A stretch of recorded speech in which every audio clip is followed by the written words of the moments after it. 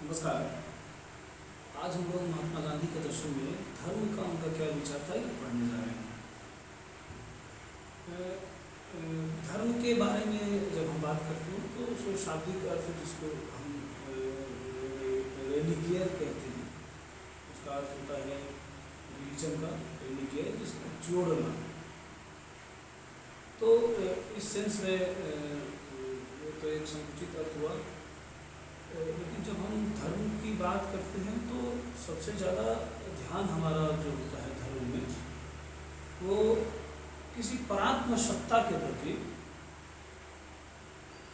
इशारा रहता है। धर्म में उसकी पूजा पाठ, उसके प्रति भक्ति आस्था इत्यादि बातें होती हैं। तो जहाँ तक परात्ममूलक सत्ता की बात है, धर्म पराक्रममूलक सत्ता को पहले दिखाता है और उसके अनुसार ही आपको प्रेरित करता है कि आप इस तरीके से चलें। तो धर्म का लक्ष्य तो होता ही है पराक्रममूलक सत्ता को प्राप्त करना, और उसका तरीका बताया जाता है, जैसे प्रार्थना, पूजा, ये सब जो तरीके हैं वो उसके तरीके होते हैं। लेकिन जब हम दर्शन में धर्म पढ़ते हैं तो हम धर्म को दो तरीके से जानने का प्रयास करते हैं। एक तो धर्म का जो बाह्य पक्ष होता है वो, और एक आंतरिक पक्ष जो होता है। बाह्य पक्ष के बारे में जब हम बात करते हैं तो उसमें हर धर्मों में बहुत सारा अंतर हमें दिखता है। ईश्वर के मत को लेकर, ईश्वर की शक्ति को, ईश्वर के संख्या को लेके, कोई अनेक ईश्वर मानता है, कोई एक मानता है, कोई ईश्वर और मनुष्य के बीच में किसी एक देवदूत को रखने का कॉन्सेप्ट है वो। तो बाह्य पक्षों में अंतर, या पूजा पाठ करने के तरीके को हम बाह्य पक्ष कह सकते हैं, उसमें अंतर हो सकता है कि कोई मस्जिद में पूजा करता है, कोई मंदिर में करता है, कोई गुरुद्वारा में करता है, कोई चर्च में करता है। तो ये सब जो है धर्म का बाह्य पक्ष होता है। जब हम धर्म के आंतरिक पक्ष की बात करते हैं, जहाँ पे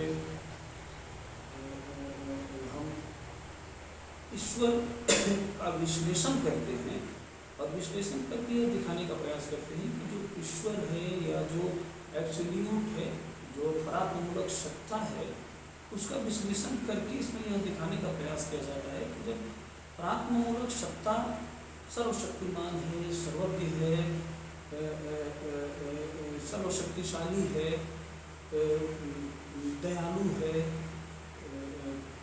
करुणा का भाव उसमें है, मैत्री का भाव उसमें है, तो यह जो इंटरनल स्वरूप होता है रिलीजन का, इसके माध्यम से हम यह दिखाने का प्रयास करते हैं कि धर्म के बाह्य पक्षों पे तो ध्यान आप दीजिए, वहाँ तो देना है अपने तरीके, जो भी बताए गए तरीके, उस आप उस धर्म के अनुयायी हैं तो उस तरीके पे चले। लेकिन धर्म के आंतरिक पक्ष को, जिसमें सद्गुण, अहिंसा, सत्य, ईश्वर के बारे में, उसके शक्तिमता के बारे में यह दिखाने का प्रयास किया जाता है कि ईश्वर हम उसी को कहेंगे जो जिसमें ये सब गुण होगा, और जब ऐसा गुण होगा तो क्यों हम इस बात पे लड़ते हैं कि हम इस धर्म के अनुयायी हैं और ये धर्म बढ़िया है और वो धर्म खराब है। कहने का अर्थ है कि हम धर्म के इंटरनल स्वरूप पे जब चर्चा करते हैं तो यह देखते हैं कि सारे धर्मों का स्वरूप एक जैसा हमें प्रतीत होता है।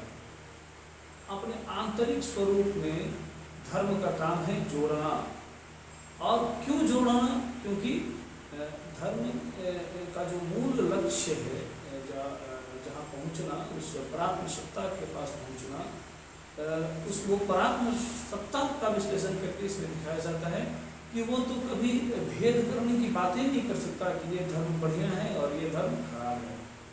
तो इस प्रकार से धर्म का जो आंतरिक स्वरूप होता है वो दर्शन में ज़्यादा महत्वपूर्ण होता है कि आंतरिक स्वरूप पे चर्चा करके दार्शनिक या धर्म दर्शन यह दिखलाने का प्रयास करता है कि हम जो धर्म के बाह्य पक्ष पे ध्यान देकर आज इतना दंगा फसाद, लड़ाई झगड़ा, धर्म के नाम पे बहुत सारे भ्रष्टाचार आप कह सकते हैं वो हुआ है, उससे बचें और धर्म के इंटरनल स्वरूप को समझें, तभी हम उसको भी समझ पाएंगे बाह्य पक्ष को, और फिर हम एक दूसरे के प्रति आदर और सम्मान की बात करेंगे। तो धर्म का एक मोटा सेंस ये होता है। लेकिन अब इसमें ये भी बहुत बात महत्वपूर्ण है कि धर्म के आंतरिक स्वरूप की चर्चा की जाती है। उस चर्चा का उद्देश्य केवल यह होता है कि आपको यह बताया जाए कि सारे धर्मों के मूल में ये चीज़ें हैं, लेकिन बाह्य पक्ष जो अलग अलग बनाया गया है आप उनका पालन करें, लेकिन दूसरे धर्मों का सम्मान करते हुए करें। यह तार्किक रूप से यह चीज़ धर्म दर्शन में दिखाया जाता है। तो इसी कड़ी में रिलीजन की बात महात्मा गांधी के दर्शन में हम लोग देखेंगे कि उन्होंने धर्म के किस स्वरूप पे ज़्यादा जोर दिया, किस पे कम दिया, या दोनों मिला के चलते थे वगैरह वगैरह। धर्म क्या वो दूसरे धर्म के अनुयायियों के प्रति उनका विचार कैसा था, तो उनको हम किस धर्म में बांध सकते हैं। तो यह एक महत्वपूर्ण बात है कि कोई भी दार्शनिक तो धर्म के बारे में बात करता होगा, चाहे वो महात्मा गांधी हो या बहुतेरे लोग, बहुत अधिकांश लोग आप कह सकते हैं, वो धर्म के आंतरिक स्वरूप में जो एकता है, विभिन्न धर्मों में जो एकता है, उस एकता को दिखाकर यही बताने का प्रयास करेंगे कि आंतरिक स्वरूप धर्म का एक ही तरह का है, तो बाह्य पक्ष पे हम इतना मार काट क्यों मचाए हुए हैं। तो वैसा ही मत महात्मा गांधी का भी वैसा ही मत है।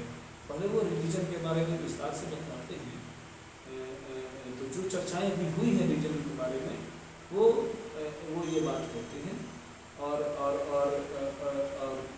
उनके कहने का लक्ष्य यही, उद्देश्य यही होता है कि हम जितने भी धर्म हैं, अगर वो धर्म हमें मानवता सिखलाता है, हमें अहिंसा का पाठ पढ़ाता हो, और सारे धर्म ऐसा पढ़ाते हैं, ये शक उन्होंने व्यक्त नहीं किया है कि ऐसा कोई पढ़ाता हो तो हमें उस धर्म का अनुयायी बनना चाहिए, ऐसा नहीं। वो कहते हैं कि सारे धर्मों में अच्छी बातें हैं, क्योंकि धर्म अपने आंतरिक स्वरूप में बेहतर है, अपने मूल स्वरूप में वो गलत हो ही नहीं सकता।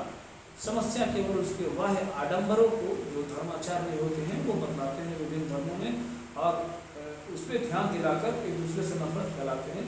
इस बात से बचने की आवश्यकता है, ऐसा महात्मा गांधी का मानना था, जो कि स्वाभाविक भी है। अब बात आती है कि ये तो एक मोटी सी बात हुई रिलीजन के बारे में, रिलीजन जिसे कहा जाता है, और उसके आंतरिक और बाह्य पक्ष जो होते हैं वो क्या क्या होते हैं, हमें किस बात पर ध्यान देना चाहिए और उसका बेस क्या होता है। ठीक है, महात्मा गांधी ने जब धर्म के बारे में बताया तो उन्होंने एक बहुत ही महत्वपूर्ण बात की। उन्होंने कहा कि आप बिल्कुल आपकी आत्मा अशांत हो जाए तो समझ लीजिए, अशांत हो जाए तो समझ लीजिए कि आप धर्मपरायणता की ओर बढ़ रहे हैं। तो अशांत कैसी अशांति? तो अशांति का अर्थ है कि जो ये आप दैनिक जीवन जी रहे हैं इससे आप अशांत हो जाएं। और अशांत का अर्थ यह नहीं है कि आप मानसिक रूप से परेशान हो जाए, आप पागल हो जाए। कहने का अर्थ है कि जो आप जीवन जी रहे हैं उससे आप उतने भर से ही संतुष्ट न होकर आप उस परात्मा के बारे में सोचना जब शुरू कर देते हैं, और वो अशांति पैदा हो जाती है उस खोज के लिए, जो खोज परात्मूलक सत्ता पे जाकर समाप्त होती है, उसके लिए जब परेशान आप हो जाएं, यानी कि अपने दैनिक कार्यों से आप अशांत रहने लगे कि नहीं हमारा लक्ष्य इतना ही नहीं है, हम इतने से ही संतुष्ट नहीं होंगे, हम उस परात्मूलक सत्ता को क्या है ये जानने का प्रयास करेंगे, तो आप धर्मपरायण हो रहे हैं। और महात्मा गांधी के अनुसार धर्म दैनिक जीवन से अशांत एक अवस्था है। क्या दैनिक जीवनों में जो आप दैनिक जीवन जी रहे हैं उससे अगर आप अशांत हो जाते हैं तो यह धर्म की अवस्था होती है। तो कैसी अशांति? उस परात्मा को प्राप्त करने की चाहत आप में जब हो जाती है तो आप धार्मिक होते हैं। अब बात करते हैं हम लोग परात्मा की। तो हम लोगों ने पहले ही इनके दर्शन में देखा है कि ईश्वर क्या है। जब चर्चा हो रही थी ईश्वर विचार की, शिव के विचार की, तो उसमें हम लोग देखा था ये एक परात्मूलक सत्ता मानते हैं जिसे ईश्वर कहते हैं। और ईश्वर को पहले इन्होंने सत्य कहा था, फिर बाद में इन्होंने सत्य को ही ईश्वर कहा। वह बहुत चर्चा का विषय रहा था और उसमें क्लास पहले हो चुका है कि हम ईश्वर को सत्य कहें या सत्य को ईश्वर कहें।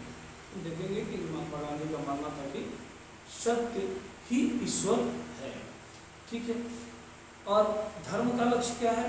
वो उसी परात्मूलक सत्ता की ओर जाना, यानी कि ईश्वर की तरफ, महात्मा गांधी के अनुसार जाना, यानी कि ईश्वर यानी कि सत्य की तरफ जाना। सत्य क्या है ये बताया गया था। तो सत्य को प्राप्त करने का रास्ता ही महात्मा गांधी के अनुसार धर्म कहलाएगा। धर्म क्या है? तो एक दैनिक जीवन के प्रति अशांति का भाव पैदा होना और परात्मूलक सत्ता के प्रति खिंचाव, लगाव महसूस होना धर्म की अवस्था है। धर्म का उद्देश्य क्या है? उस परात्मूलक सत्ता को जानना, जिसे हम ईश्वर कहते हैं या जिसे हम सत्य कहते हैं। धर्म का सार क्या है? तो उस रास्ते पे चलना जिससे हमें वो ट्रांसेंडेंटल स्टेज प्राप्त हो जाए, परात्मूलक अवस्था प्राप्त हो जाए, उसी रास्ते को हम धर्म कहते हैं, रिलीजन कहते हैं, महात्मा गांधी के अनुसार। और भी बातें हैं तो लोग अगले क्लास में